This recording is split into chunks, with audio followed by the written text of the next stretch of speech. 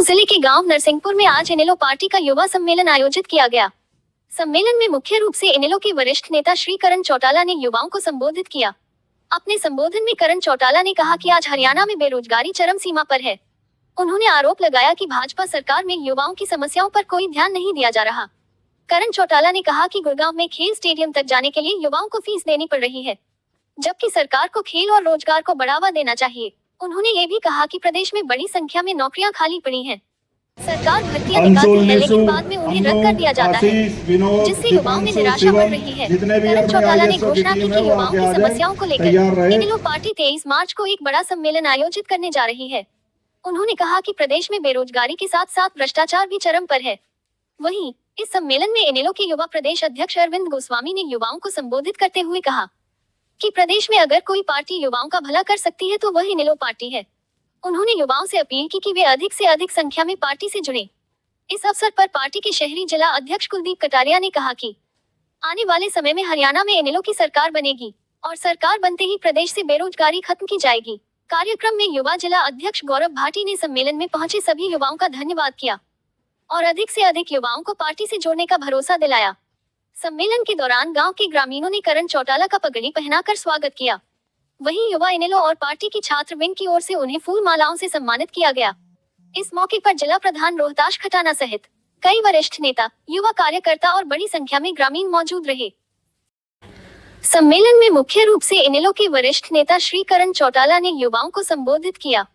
अपने संबोधन में करण चौटाला ने कहा कि आज हरियाणा में बेरोजगारी चरम सीमा पर है।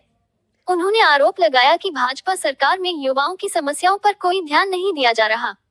करण चौटाला ने कहा कि गुड़गांव में खेल स्टेडियम तक जाने के लिए युवाओं को फीस देनी पड़ रही है, जबकि सरकार को खेल और रोजगार को बढ़ावा देना चाहिए। उन्होंने ये भी कहा कि प्रदेश में बड़ी संख्या में नौकरियां खाली पड़ी हैं। सरकार भर्तियां निकालती है लेकिन बाद में उन्हें रद्द कर दिया जाता है, जिससे युवाओं में निराशा बढ़ रही है। करण चौटाला ने घोषणा की कि युवाओं की समस्याओं को लेकर इनेलो पार्टी 23 मार्च को एक बड़ा सम्मेलन आयोजित करने जा रही है। उन्होंने कहा कि प्रदेश में बेरोजगारी के साथ साथ भ्रष्टाचार भी चरम पर है। वहीं इस सम्मेलन में इनेलो के युवा प्रदेश अध्यक्ष अरविंद गोस्वामी ने युवाओं को संबोधित करते हुए कहा कि प्रदेश में अगर कोई पार्टी युवाओं का भला कर सकती है तो वह इनेलो पार्टी है। उन्होंने युवाओं से अपील की कि वे अधिक से अधिक संख्या में पार्टी से जुड़ें। इस अवसर पर पार्टी के शहरी जिला अध्यक्ष कुलदीप कटारिया ने कहा कि आने वाले समय में हरियाणा में इनेलो की सरकार बनेगी और सरकार बनते ही प्रदेश से बेरोजगारी खत्म की जाएगी। कार्यक्रम में युवा जिला अध्यक्ष गौरव भाटी ने सम्मेलन में पहुंचे सभी युवाओं का धन्यवाद किया और अधिक से अधिक युवाओं को पार्टी से जोड़ने का भरोसा दिलाया। सम्मेलन के दौरान गांव के ग्रामीणों ने करण चौटाला का पगड़ी पहनाकर स्वागत किया।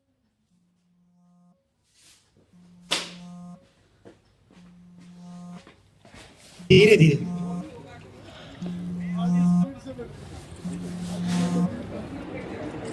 भाई, आप लोगों को सबको पता है, धीरे धीरे आप देखते भी होंगे, रोजाना ज्वाइनिंग होती है, रोजाना तो परिवार बढ़ ही रहा है। आप सबका परिवार में बार बार स्वागत और बहुत बहुत धन्यवाद। और भाई साहब का भी मैं बहुत बहुत धन्यवाद करता हूं। बहुत ही मान और सम्मान के योग आज इस सभा में पहुंचे मेरे पिता तुल्य बुजुर्गों, नौजवान साथियों, मातृशक्ति, सबसे पहले मैं आप सबका आभार व्यक्त करूंगा, धन्यवाद करूंगा कि आपने जो जननायक चौधरी देवीलाल जी की पहचान, हरियाणा की आन बान और शान, ये पगड़ी पहना करके मेरा स्वागत किया। मैं आपसे वायदा करता हूं इस पगड़ी को कभी झुकने नहीं दूंगा, अभी इसको कभी किसी कदमों में ले जा करके नहीं रखूंगा। आज उन नौजवान साथियों का भी बहुत बहुत आभार व्यक्त करूंगा, धन्यवाद करूंगा जिन्होंने हाईवे से लेकर के एक भारी संख्या में इकट्ठे होकर के गाड़ियों के साथ मुझे यहाँ तक लेकर के आए। मैं उनका भी आभार व्यक्त करता हूँ, धन्यवाद करता हूँ। हमारे प्रदेश के युवा के अध्यक्ष भाई अरविंद गोस्वामी, सोनू ठाकरान, रोहताश खटाना जी, कुलदीप कटारिया जी, अटल जी, चरण डागर जी, सम्मानित मंच, मेरे युवा के साथी मेरा भाई गौरव भाटी, नितिन यादव, अर्जुन छोकर, राजवीर बालियावास, अमन जेलदार, इन सब का भी आभार व्यक्त करूँगा, धन्यवाद करूँगा कि आज उन्होंने यहाँ पर ये आयोजन किया। मैं आज आपके बीच में कोई राजनीतिक बात करने नहीं आया, मैं तो आज आपसे आपका आशीर्वाद लेने आया हूँ, अपने युवा साथियों का प्रेम प्यार लेने आया हूँ। मैं तो आपसे युवा साथियों से एक ही अनुरोध करूँगा कि नौजवान साथियों, ये जितने बुजुर्ग यहाँ बैठे हैं, इन्होंने कभी जननायक चौधरी देवीलाल जी के साथ, कभी चौधरी ओम प्रकाश चौटाला जी के साथ बहुत लड़ाइयाँ लड़ी है। कभी जेल भरी, कभी रास्ते रोके, कभी रेल रोकी, और इनका अपना कोई स्वार्थ नहीं था। इन्होंने आपका और हमारा भविष्य कैसे सुरक्षित हो उसके लिए ये लड़ाइयाँ लड़ी थी। आज आपका और मेरा फर्ज बनता है कि जो आने वाली पीढ़ी है इसका भविष्य कैसे सुरक्षित करना है, उसके लिए आपको और हमारे को एकजुट होकर के, जात पात धर्म से ऊपर उठ करके, आपसी भाईचारा कायम करके, राजनीति से ऊपर उठ करके इस लड़ाई को लड़ना पड़ेगा। पिछले 11 वर्षों में आपने देखा किस प्रकार इस सरकार ने नौकरियों में धांधलेबाजी करी है। कभी पेपर लीक हुए, अभी पिछले 3 दिन पहले भी एक भर्ती होनी थी जिसको पोस्टपोन कर दिया गया, और स्वयं अनिल विज जी ने, हमारे शिक्षा मंत्री ने इस बात को स्वीकारा है कि उनके डिपार्टमेंट में रिश्वतखोरी हो रही है, अफसर उनकी सुनते नहीं हैं। और अनिल विज जी ने तो ये भी कहा है कि हमारे डिपार्टमेंट में 1000 से 1200 करोड़ का घोटाला हुआ है। अगर मंत्री ये स्वयं स्वीकारते हैं तो आप खुद सोचिए इस सरकार का कितना बुरा हाल है। और बेरोजगारी सबसे बड़ा कारण है कि आज का नौजवान या तो नशे की लत में पड़ रहा है या अपराध की दुनिया में जा रहा है। अब इस बुजुर्ग जितने बैठे हैं इस बात को मानते हैं कि नहीं मानते? और अगर आने वाली पीढ़ियों को हमारे को बचाना है तो साथियों, हमारे को एकजुट होना पड़ेगा। आपकी पड़ोस में चौधरी देवीलाल स्टेडियम है, जो कि पहले सभी बच्चों के लिए मुफ्त हुआ करता था कि वहाँ पर कोई भी बच्चा जाकर के प्रैक्टिस कर सकता है, खेल सकता है। इस सरकार ने उसके ऊपर भी एंट्री की फीस लगा दी। जहाँ हरियाणा के बच्चे सबसे ज़्यादा खेल में आगे हुआ करते। युवा सम्मेलन है, युवाओं को राजनीति से जोड़ने का क्या विजन? आगे जो हमारा अगला इलेक्शन आएगा उसमें 50% सीटें, मेरी अभय सिंह जी से भी बात होगी, पार्टी के सीनियर से भी बात होगी, 50% सीटें युवाओं को दी जाएगी। उसमें महिलाएं भी होगी और नौजवान साथी भी होंगे। Thank you sir. हमने पहले भी ये बात कही है और चौधरी ओम प्रकाश चौटाला जी ने हमेशा ये बात कही थी कि मैं तो 3600 नौकरियां देने की वजह से जेल गया था। अगर हमारे को मौका मिलेगा तो हम 3 लाख नौकरियां भी देने का काम करेंगे, चाहे हमारे पूरे परिवार को जेल में रहना पड़े। और वही बात, उसी कड़ी में हम लोग इस बात को दोहराते हैं कि जैसे ही मौका मिलेगा, इंडियन नेशनल लोकदल की सरकार बनेगी, हम युवाओं को ज्यादा से ज्यादा रोजगार देने का काम करेंगे और उनका हक उनको दिलवाने का काम करेंगे।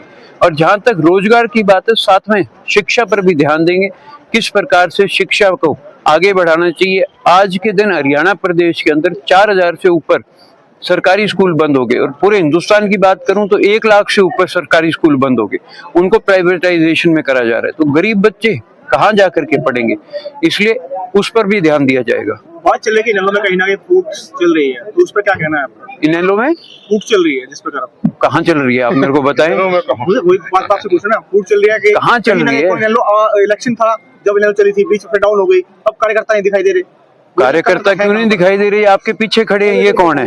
ये कार्यकर्ता ही है। युवा है जो पढ़ लिख के भी बेरोजगार है, उन पे क्या कहेंगे जो स्थानीय? उसी के लिए तो हम कह रहे हैं जी, अगर बेरोजगारी सरकार की तरफ से, जैसे मैंने आपको कहा, आप लोग इस बात के गवाह हैं पत्रकार साथी के, 3 दिन पहले कैसे एक अच्छी बड़ी भर्ती होनी थी उसको पोस्टपोन कर दिया गया, कितने पेपर लीक हुए हैं, और बकायदा प्रूफ है कि सरकारी दफ्तरों में पैसे मिले हैं, उसके बाद उन अफसरों पे कोई कार्रवाई नहीं हुई। तो फिर ये कहीं ना कहीं सरकार की कमजोरी है। और जहां तक क्राइम की बात करूं, जिसकी वजह से आज के दिन बच्चे सबसे ज्यादा क्राइम में पड़ रहे हैं, ये प्रशासन की कमजोरी है। हमारे ही अभी आपने पिछले दिनों खबर सुनी होगी कि हमारे पानीपत के अध्यक्ष, कैसे उनके भाई को अगवा कर लिया गया और अब तक कुछ नहीं पता क्या कार्रवाई हुई है क्या नहीं। सरकार की तरफ से कोई उस पर जवाबदेही नहीं है, प्रशासन की कोई जवाबदेही नहीं है। तो भाई क्या प्लानिंग है इनेलो, किस तरह कार्य? अभी तो 22 जिलों के प्रोग्राम रखे हैं, उसके बाद 90 के 90 हल्के करूंगा और युवा साथियों को ज्यादा से ज्यादा मजबूती से संगठन में जोड़ूंगा। युवा के लिए क्या कुछ प्लान होगा, किस प्रकार की तैयारी कर रहे हैं लोग? देखिए, युवा के लिए तो हमने घोषणाएं कर रखी है ना कि बेरोजगारी भत्ता भी रखेंगे 21,000 रुपए, उसके अलावा नौकरियों। जो युवा जाते हैं उनके किसके लिए? जो नशे की तरफ युवा जा तो रहे हैं। अगर रोजगार मिल जाएगा तो नशे की तरफ क्यों जाएगा? अगर खेल में बढ़ावा देंगे तो फिर वो नशे की तरफ क्यों जाएगा? अभी तो मैंने आपके आगे बताई बात, किस प्रकार से 70 बच्चे अलग अलग टीमों में जाकर के खेल रहे हैं। आज अकेडमी जो सबसे बड़ी हिंदुस्तान की स्पोर्ट्स अकेडमी खोल रहे हैं, वो गुजरात में खोल रहे हैं। कितने बच्चे हैं गुजरात के जो ओलंपिक खेल करके आए हैं या कॉमनवेल्थ गेम्स खेल करके आए हैं, और कितने हैं जो हरियाणा के खेल के आए हैं और कितने मेडल लेकर के आए हैं। ये उदाहरण है आपके सामने किस प्रकार से भेदभाव किया जा रहा है। और तेजस्वी यादव जी का खुद का एक बयान था उनके चुनाव में, जहाँ पे उन्होंने बिहार में एक स्पीच में ये बात कही थी कि भाई इतनी बड़ी स्टेट होने के बाद हमारे मेडल नहीं है, और हरियाणा इतनी छोटी स्टेट है, उसके बाद सबसे ज्यादा मेडल हरियाणा लेकर के आता है। तो भी इनेलो जब आती है तो सबसे पहले किस प्रकार करना? स्पोर्ट्स पे, शिक्षा पे, स्वास्थ्य पे, बेरोजगारी पे, जैसे मैंने आपको बताया, ये आपका बेरोजगारी, आपका शिक्षा, रोजगार, इन सब के ऊपर ध्यान देंगे और इसको कैसे ना कैसे इम्प्रूव करना है, उसको सबसे ज्यादा आगे बढ़ाएंगे। बाकी हॉस्पिटल 2 होने चाहिए थे, एक अभी 10 साल से बंद ही पड़ा है। बंद पड़ा है, वो अभी तक बनाया किसने था? बनाया किसने था?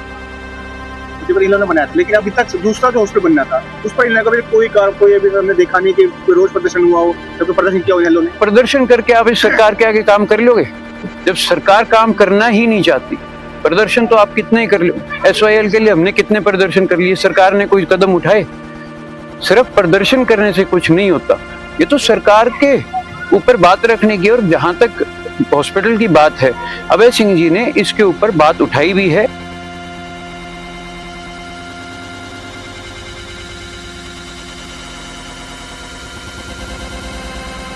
सर, जो यहाँ के स्थानीय युवा हैं उनकी क्या समस्या लगती है? युवाओं का यहाँ सबसे जो बड़ी समस्या बेरोजगारी की समस्या है, क्योंकि हमारे यहाँ अब जितने भी उद्योग हैं इनमें भी ज्यादातर बाहर के आदमी जॉब पे कर रहे हैं, तो हमारा यहाँ का बेरोजगार है युवा बहुत ज्यादा। खुद ही आपको जिला अध्यक्ष बनाया गया है, तो क्या कुछ सोच के क्या कुछ प्लान रहने वाला है आपका इस गुड़गांव के लिए? अब हम गुड़गांव के लिए जो गुड़गांव की समस्याएं हैं, जैसे हमारा सिविल हॉस्पिटल है, शीतला माता का मंदिर है, और अपना शहर के अंदर जो सबसे बड़ी समस्या कूड़े की सफाई व्यवस्था, जिसपे हमारे विधायक जी भी ने 100 दिन का विजन दिया था, लेकिन अब 100 से भी आज साल से ज्यादा हो गया, लेकिन उस विजन पे कोई काम नहीं हुआ, क्योंकि विधायक जी अपने प्रॉपर्टी डीलिंग पे लगे हुए हैं, उनको शहर से कोई लेना देना नहीं है। तो आने वाले समय में इन सभी मुद्दों को लेकर शहर के अंदर जागरूक होकर लोगों को जागरूक करेंगे, इन समस्याओं को प्राथमिकता से उठाएगी। गुड़गांव में 2 मुद्दे चल रहे हैं, सरकारी हॉस्पिटल और पार्किंग को लेकर। अभी तक कोई रिस्पॉन्स नहीं, कोई सवाल नहीं। अभी एक पार्किंग बनाई है, उसका भी उद्घाटन मुख्यमंत्री जी करके गए, लेकिन वो अधूरी है अभी। ये तो मतलब झूठी एक वो घोषणाएं करते थे, लेकिन अब झूठे उद्घाटन भी करने लगे, क्योंकि उद्घाटन तो कर गए लेकिन वो चालू नहीं हुई है। और बड़े शर्म की बात है कि हमारे विधायक को, यहाँ से जो बीजेपी के विधायक हैं, उनको विधानसभा में बोलना पड़ रहा है कि हमारे यहाँ एक शीतला माता का मंदिर है जिसका काम नहीं हो रहा, सरकार उसका काम करवाए। इससे बड़ी शर्म की बात और क्या होगी? गुरुग्राम के अंदर DTP विभाग के द्वारा गरीबों के आसे आने तोड़े जा रहे भयंकर गर्मी। तो जिला अध्यक्ष होने के नाते आपका क्या आगे? अगर जो भी भाट साहब हैं, अगर वो भी कहीं भी गलत कार्रवाई करते हैं तो अब इनेलो उसका विरोध करेगी। जहां भी वो जाते हैं, कई जगह वो तोड़फोड़ की है, वो हमारे संज्ञान में आया है, तो आगे इसको हम आगे से प्राथमिकता से इस